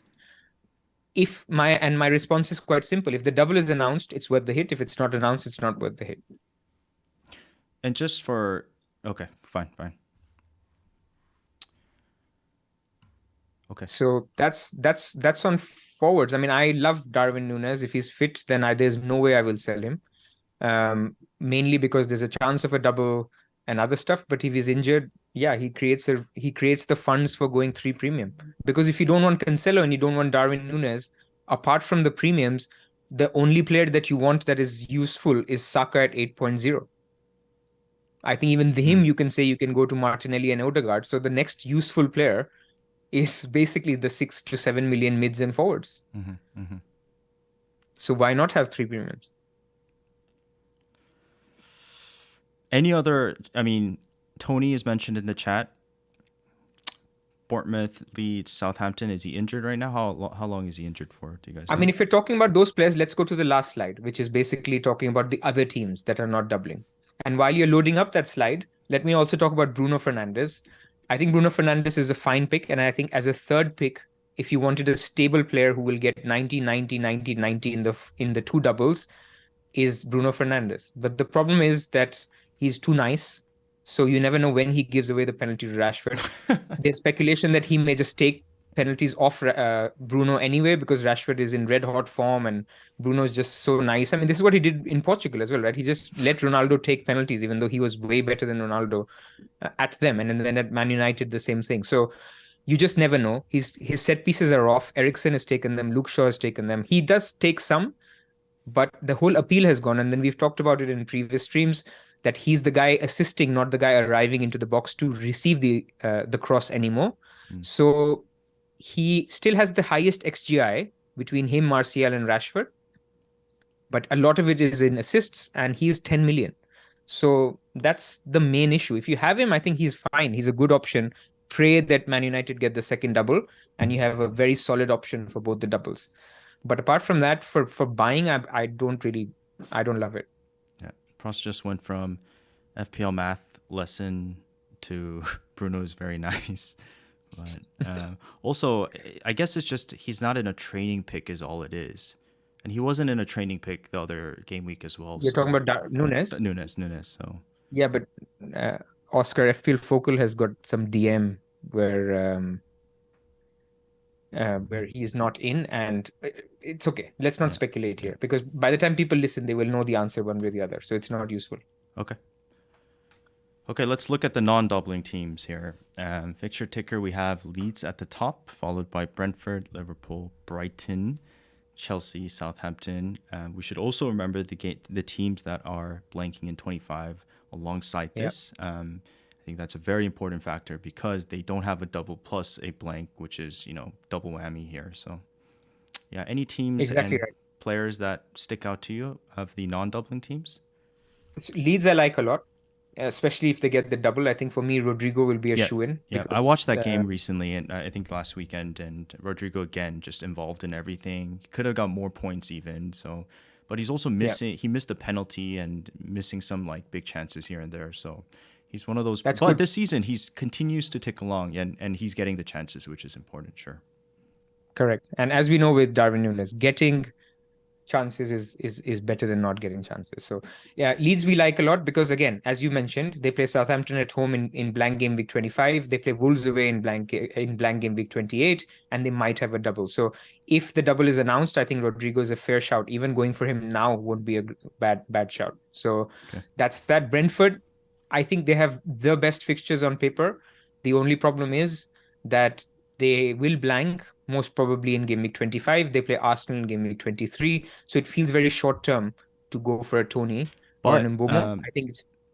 I think Tony would be great, but Wissa has been playing fantastic, by the way. And he's not a great finisher, but he's very involved in getting some big chances. So I like the look of Wissa as well. I think could be a fun differential punt, but you really have to have a lot of things that you've already done, and your team is super set for you to go for a guy like that. So yeah, probably out of the question, out of the picture. So Brentford, good team, but yeah, be wary. And I didn't mention even the Leicester game week 28, that could be under threat for a blank as well. So you're getting Arsenal blank in the next 8 game weeks. That's the main problem with Brentford. Liverpool, I think it's a difficult one. Again, I don't want to start the Darwin discussion again, but with Salah, whether you go Salah to De Bruyne, I'm leaning towards doing it. And I'm doing it because now I know that KDB doesn't blank in 25. So I don't actually have to take KDB back to Salah at any point unless Liverpool double. And the reason is that, yes, Liverpool play Brighton away, Wolves away, Everton at home during this period, but they also play Newcastle away and Chelsea at home. So it's okay. I mean, I'm not going to captain Salah in any of these weeks. So I'm okay taking that gamble and moving Salah to KDB. But if they double, it's a different story. And as we said, the chances of the double are dwindling by the second. But they will double at some point between now and game week 28. Like we mentioned, the latest is it could be 25, 26, whichever midweek they don't have the Champions League. Yeah. So we shall see. But I think for the moment, that's it, right, on Liverpool. Yeah. Defensively, Trent, Robbo, still no option. Not really. Yeah. It is an option if it's a double, but without a double, they're not keeping clean sheets, man. I mean, Trent has got 3 assists, which anyway has pissed me off too much because I had him for every game week before the break. And after the break, he obviously starts getting assists. Yeah. I almost went Robbo game week 17 too. That could have been a disaster. So glad I didn't. I mean, hasn't he got an assist already? And I mean, Robbo and Trent are still Robbo and Trent, but the problem is at the back. When Van Dijk is away, even when he was around, they were conceding so many that it's not worth it for 7 million. Yeah, but I think there's opportunity cost. Going Robbo canceled out some important player up top. I can't remember who it was. Yeah. If they get a double, I will be jumping on Trent because Trent is looking better. He's creating the chances. So Cancelo and nobody will have him. Yeah. Nobody will have him. So anyway, let's go to Brighton. Brighton are like the darling picks right now, given how well they're doing, and rightly so. Especially in attack. I think there was some conversation that McAllister will play further up top, just behind the striker, which would be amazing. I mean, I would almost say that would tip the scales between him and Mitoma because he's on pens as well. And money is not that important this season. This is what I try to emphasize in terms of people being hesitant to sell players which have value tied up or not waiting for last minute news. I mean, look, if now Nunes is out and you've done your transfers, that's 9 million now that you have to deal with for a -4. So not worth it. And so therefore, I would say if McAllister is playing in that forward position, wait for this week. And then it's a team that you can target. The caveat again being that 25 will probably be a blank for them. But around that, they play Bournemouth at home, Fulham at home, West Ham at home. They play Leicester away, Crystal Palace away. Beautiful fixture. So I think there's no harm going for them. I'm very surprised you're so bullish on McAllister over Mitoma. Because I think Mitoma is a great pick as well. And he is as well. But do you want to double up or triple up? Because there's Ferguson as well. No. I'm saying one or the other. I think I take the one on pens. If he's playing number 10, that's what De Zerbi said, that he's looking to play him more advanced. Yeah. At the moment, you haven't seen it. You only saw it in that cup game. Yeah. You know, after the moment, if nothing else changes, then of course Mitoma is better. Yeah, I think after the World Cup, he was talking sort of a little bit of shit about Potter and said like last year he was frustrated because he was playing, deeper and wanted to move up top. So obviously that's going to be what he did in the World Cup and sort of possibly what he's going to do here on out. And him on pens, I guess, is the advantage over Mitoma. But the guy in form is Mitoma. I mean, he looks fantastic right now. Fair. His dribbling, I mean, to be honest, I haven't done a comparison, looked at that in detail. Yeah. So it becomes, I feel a little bit uncomfortable giving a strong view about either because I haven't considered them right now. I will do the diligence or we will do it on the stream when the time is right. Yeah, I mean, just on eye test for me, I think Mitoma is a very, very good pick. Yeah. And then you have, again, from Brighton, this 4.5 Ferguson. I don't know. I'll have to talk to Brighton fans and how nailed he is when Welbeck is back. Is Trossard really completely out of the picture? We don't know. But it's exciting, right? I mean, if you have this is why bench boost this season is going to be massive. Like it's going to be a 200 point bench boost game week 34. Tread with caution. Because you have such explosive. We used to do bench boost with cheap players like Ward from Palace like Kenny from Newcastle and players who are going to concede, but because they play twice, you just put them on your bench and you bench boost. Useless. Mm-hmm. This season, you will bench boost with Ben White, Botman, Mitoma. I mean, it's crazy the value that you have this season. So I'm very, very bullish of bench boosting at some point. Don't waste that chip this season. It's important. Yeah, cool. Um, I guess that's about it, right? We've talked about everything. Chelsea looked poor. Southampton looked good yesterday, but I don't think you invest in them at the moment. No. Villa, I've talked about the Magic Beans team that has a good fixture in 20, 25, and 28. The only team. I spent quite a long time yesterday doing this. So if you wanted to go for a player out of desperation, then Mings is your man. Because he plays Leeds at home now, he plays Everton away in 25, and then he has Bournemouth at home in 28. But I think that's it. Yep, that's it. It's getting quite late, so let's get to a close soon, Pras, if you don't mind. Yeah, we're reaching black box hour levels. But I think if you timestamp it, people can just watch what they want. Yep. Okay, so we have my team first. Kepa, Trippier, Cancelo, White. It's a 3-4-3. KDB, Martinelli, Almiron, Rashford. Up top, Haaland, Darwin, Mitrovic, Andreas, Bueno, and James. Shout out to us Bueno owners. We're one up on Patterson at this moment in time.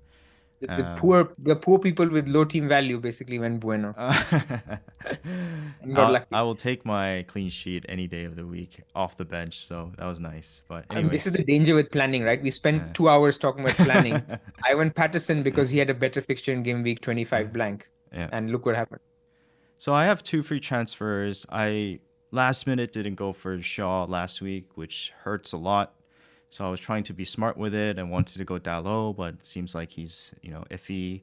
Plus, even if he was not injured, I think I would give in to the Shaw, campaign here. So I think Shaw is a sort of a no-brainer pick for me, probably James to Shaw, for example, which leaves me with 1 free transfer. Let's wait till what Darwin says. I honestly have made about 6 different plans, and all of them, are I don't know which one's the best. All of them, one of the plans I also had was let's just make one Shaw move and then, roll with these 3.5 double game weekers and with Cancelo and just play it out. And so that's where I'm at for my team with you guys. So no set plans But yet. let's do if Darwin is out situation. What are you going to do? I mean, if Darwin is out situation, I'd go Darwin to Kane and James to Shaw. Oh, that's it. So you will leave Cancelo in? I mean, I could take a minus for Cancelo, but again, we don't have the right answer here. Yeah. Okay. I think the that's sort of spot. iffy answer we came to was you would go double Newcastle defense. I think you're in a great spot. I think if you can get Shaw and Kane, those are, I mean, in the top 5 players to target, Haaland, KDB, Kane, Shaw, Rashford. Yeah. So you're getting 2 of those 5. Yeah. So yeah, that's good. All right. So Darwin, just take a little 3-week breather. It'd be very nice. And I'll make those 2 moves. But I also want to take some hits, man. I want to have some fun and not take hits for the sake of taking hits, but sort of switch things up. So Cancelo is an interesting one. If I do downgrade Cancelo, it creates a lot of funds to, possibly take a hit. I think the Wire guys were sort of emphasizing that this is the week to take hits because you get an extra transfer or extra fixture, plus the 23 coming up. But that's where I'm at. As long as you get the person who will not also create you transfer issues later. This was my point with you can solve the Cancelo transfer now by taking a hit because Cancelo will play 1 game. If you knew who the doubler is, so you could go for Stones for Cancelo because if you knew Stones is in training and will definitely play both, but we don't really. Yeah. By the way, if there was no double this week, the guy I would go for is Odegaard. I really regret going Martinelli over Odegaard in game week 17. And I think part of that was just not trusting the stats enough and sort of having a little bit of FOMO of not having Martinelli or Saka. So I kind of regret that. But now he just looks fantastic. With Arsenal, what's happening, right? The difference between Arsenal and Spurs is Zinchenko and his Jesus when they came in. The problem with Arsenal last season was they weren't scoring enough goals. So Arsenal fans were craving for a number 9 that could score goals. And when Jesus came, the narrative was, this guy is a great, high running player, comes defense, link up play is great, but is he going to get the goals? And actually, he's made the team better because Zinchenko now fills the Xhaka role. Xhaka can move up with Odegaard into the box. And if Xhaka, because on the counter he's too slow, Zinchenko's there to cover, and Jesus just makes everyone else around better. Plus, Odegaard has stepped it up, so it's working, And now Nketiah is scoring every single game. So Arsenal is the team. They're super fun to watch. So if there was no doubles, I would have tried to go for another Arsenal player now. And I'm very jealous of your Saka pick, but I think Martinelli and Odegaard moving forward is a very good combination to have. Nice. Okay, my team. Yep. You want to read it out? Yeah, I have Kepa and Ward, so I'll start Kepa. I'm very jealous of people who went Edison. I mean, the way things have worked out, Edison is the third best pick. Even despite the fact that he doesn't get saves or bonus or whatever, you Pras, get he's that gonna consistent. get like 4 points this game week. Sorry? He's gonna get 4 points this game week. Why are you... That's okay. I mean, he will get another double, and he will get game week 25, and that's City will keep 3 clean sheets out of those 6 games. That's because they're City. So I think he's a good pick. If I had a free transfer and somebody says you can, without charging you any minus points, you can do Kepa to Edison, I'd do it. I think he's the third best pick. But anyway, then I have White, Patterson, Cancelo, Shaw, and Trippier. So I did use up my 2 free transfers. I went Shaw for James, which worked out last week, but this week it's sort of plays mind games, right? When you have to make 2 moves for a -4 versus doing it for free. But anyway, then I have Saka, Salah, Rashford, Andreas, and Almiron, and I have Mitrovic, Darwin Núñez, and Haaland. The problem is I have not thought through what I do if I sell Darwin, because I did not consider selling Darwin at all. Mm-hmm. So at the moment, I can only talk about what I will do if Darwin is fit, which is basically I was going to do De Bruyne, Salah to De Bruyne, and Mitrovic to Martial, but only if we hear about the double. If we don't, then I was actually looking to do just Salah to De Bruyne and Cancelo to somebody else, like a Stones if he was fit. Or as a luxury hit, I could have done Salah to De Bruyne, Andreas Pereira to Mahrez, and Cancelo to Botman or Mings. But these plans are a little bit, I mean, for a -8, getting Mahrez in and then benching Mitrovic, because then I would have 8 attackers, it doesn't sit right. So at the moment, all I can say is I'm very open and probably will do Salah to De Bruyne. But I have no clue what I will do if Darwin is out. So we will see. I think also just one of the things this episode has helped me as well is sort of come to terms with the fact that you don't need to maximize the amount of doublers you have this game week, because there's, a lot of opportunity costs and net loss that you might have from, going heavy on these teams early on, especially because we don't know who the third City pick is. We might not necessarily know who the third United pick is, for example. So on that number though, on that case, like, what is the number of doublers you would ideally want to have at least for this game week, would you say, Pras? Like I said, I noted the 5 players that are important. It's quality, not quantity. Mm-hmm. I mean, you could be sitting here with, not having Rashford, but having Anthony, or not having Shaw, but having Dalot. I mean, those are compromises. You have someone, but not the one. I think it's these 5 players: Kane, De Bruyne, Haaland, Shaw, and Rashford. Okay. If you have 4 of these guys, I think you're fine. If you have 5, you're great. Okay, so let me ask you the final question: is how set are you on TC Haaland this game week?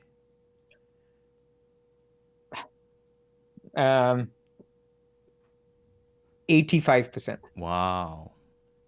And the only reason why I'm not 100% is because I'm going to the match, and it would be very odd to watch my first Manchester derby live with Haaland triple captain. I know I can separate it. When I watch a Manchester United game, I can usually separate it really well, but I've never, last season, and the other thing is, last season I went to watch Liverpool Arsenal when I had triple captain Salah, and Salah did nothing. He actually didn't even start the game. He came on as a sub.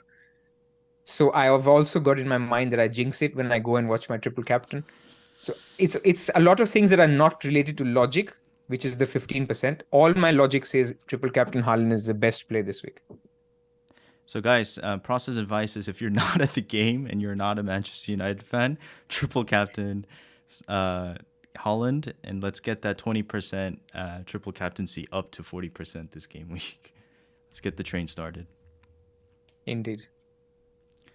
Okay, nice. Oh my God, 2 hours. That went by. Okay, it's And getting. before we go, Uh, we should mhm. do a thank you. I mean, we've got 900 people Yeah, watching. that's If you amazing. can Thank you please guys. like, that would be really, really helpful. People who don't subscribe, I think that would be nice as well. I think the channel would be very grateful if you subscribe to the channel. I mean, there's a lot of good videos. We have the Scoutcast, we have other videos from Harry, Flapjack, we have the team news. So please subscribe if you can. Yeah, and just want to say, I've got a lot of work these days in real life, but I really always enjoy potting with you. I do this for fun, and this is I still love FPL to the core.